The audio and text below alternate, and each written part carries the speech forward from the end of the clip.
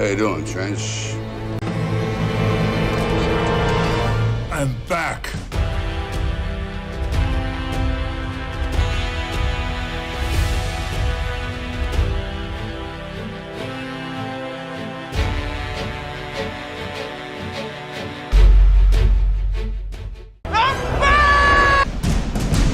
How you doing, Trench? I'm back. Hi, in this video we're going to show you how the Prophet of Islam, Muhammad, is going to contradict the Quran. He's going to disobey his own Quran. And also, if we go to the Sunnah, you will see how Muhammad is contradicting himself from very authentic hadith. In very authentic hadith like Sahih al-Bukhari. Muhammad saying something, then later he changes his mind and says the opposite, contradicting himself over and over. Let us go through the Quran and some hadith to show you that Muhammad is nothing but a scammer and a fake prophet who contradicted himself over and over. Let's do this, guys. So let us start with the Quran. Let us read chapter 28, ayah 77. Again, chapter 28, ayah 77. But seek with that which Allah has bestowed on you, the home of the hereafter, and forget not your portion of legal enjoyment in this world, and do good as Allah has been good to you, and seek not mischief in the land. Verily, Allah likes not the mufsidun, those who commit great crimes and sins, oppressors, tyrants, dictators, mischief makers, and corrupts. So people who are basically dictators, tyrants. So Allah does not like such people. So let us see how Muhammad is going to contradict his own Quran in chapter 28, ayah 77. And we're going to show you also how Muhammad contradicts himself in other hadiths. Once he says this, and the other time he says totally the opposite. And that proves that Muhammad is nothing but a fake prophet who even forgot what he said earlier, even in his Quran and in the Sunnah. Let us go and see how Muhammad contradicted himself. This is Sahih Muslim, hadith number 1847b. Again, Sahih Muslim, hadith number 1847b. It has been narrated through a different chain of transmitters on the authority of Hudayfa bin al-Yaman, who said, Messenger of Allah, no doubt we had an evil time, i.e. the days of al-Jahiliyyah or ignorance, the pre-Islamic era basically. And God brought us a good time, i.e. the Islamic period, through which we are now living. Will there be a bad time after this good time? He, the Holy Prophet, said, yes. I said, will there be a good time after this bad time? He said, yes. I said, will there be a bad time after good time? He said, yes. I said, how? Whereupon he, the Prophet, said, there will be leaders who will not be led by my guidance and who will not adopt my ways. There will be among them men who will have the hearts of devils in the bodies of human beings. I said, what should I do, Messenger of Allah, if I happen to live in that time? He replied, the Messenger of Allah replied, you will listen to the Emir, which is the Caliph, and carry out his orders, even if your back is flogged and your wealth is snatched. You should listen and obey that Emir, that Caliph. So do you see how Muhammad contradicted his own Quran? Do you see it?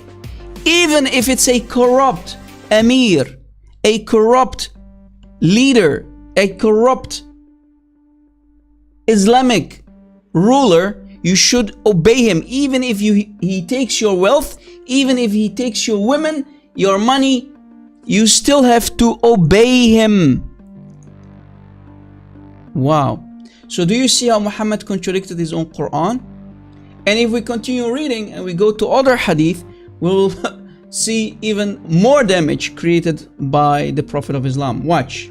This is Sahih al-Bukhari, hadith number 7053. Again, Sahih al-Bukhari, hadith number 7053. Narrated Ibn Abbas, the cousin of Muhammad, The Prophet said, whoever disapproves of something done by his ruler, then he should be patient. For whoever disobeys the ruler, i.e. the caliph, for example, even a little is a span, will die as those who died in the pre-Islamic period of ignorance, i.e. as a rebellious sinners. So do you see? You have to obey the ruler. You have to obey the caliph as a Muslim at all times. Even if he takes your wealth, even if he beats you, even if there's unjust towards you, according to the Prophet. At all times, you have to obey such a leader. Later, Muhammad contradicts himself in, again, Sahih al-Bukhari, hadith number 4340. Sahih al-Bukhari, hadith number 4340. Watch.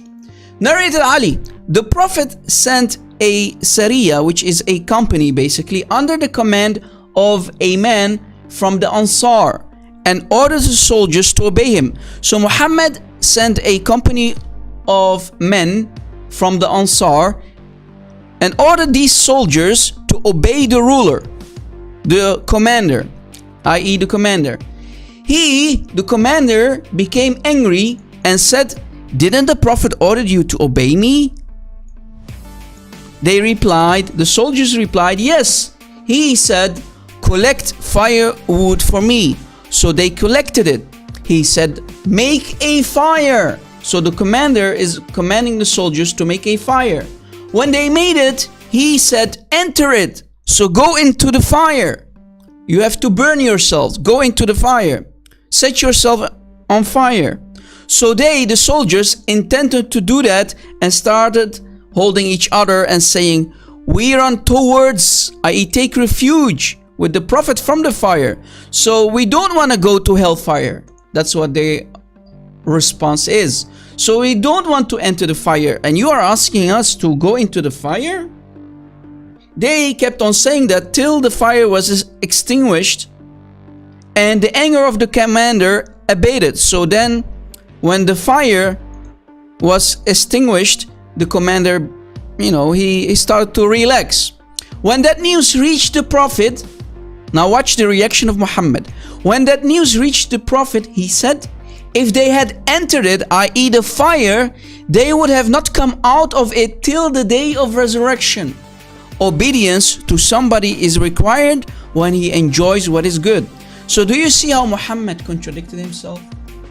Here he says, it's good that you didn't listen to the leader, to your leader, the commander, that he pointed as a commander of the soldiers. So according to Muhammad, they did something good. They did a good thing to not listen or obey their commander that he himself pointed them to listen to.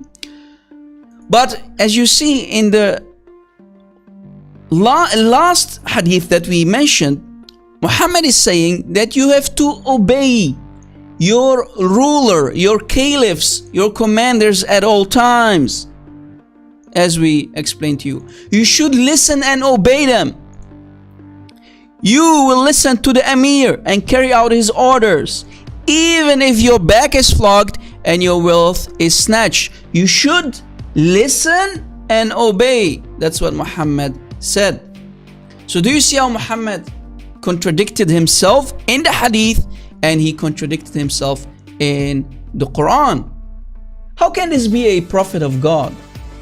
Can a prophet of God, who is always getting divine revelation from so-called Allah through Jibreel, and contradict himself? Muslims, don't allow anyone to deceive you. Stop being deaf, mute and blind. Don't allow your shuyukh, your imams, your ustaz to keep these hidden facts hidden from you. Think.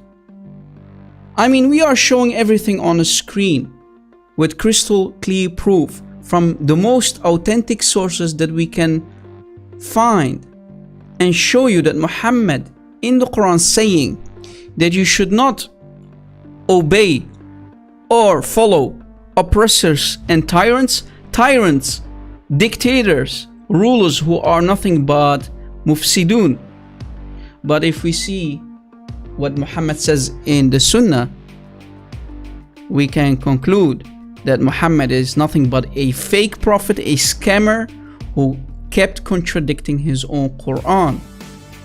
And not only his Quran, but also himself in the Sunnah, in the Hadith. So Muslims, wake up. Please wake up. The idea I had before of the verse is in the bin now. Okay. And? As a Muslim, listen, we don't use our brain. If Allah contradicts our brain, we take our brain out of the sight. We take our brain out of the world. You understand? That's wonderful. It's just me, Patrick. So you see, Muslims are nothing but zombies, brain dead zombies. They have to always say, Sami'na wa ata'na. We heard and we obeyed. We heard and we obeyed. Food.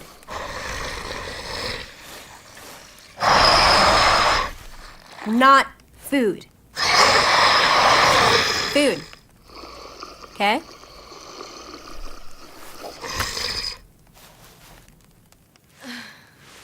So take the brains from your skull, out of your skull, and throw them in the bin, in the garbage, where they belong.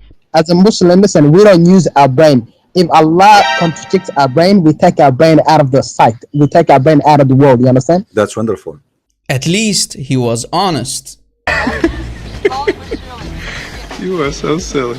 It was like, whoa, oh my God. I was like,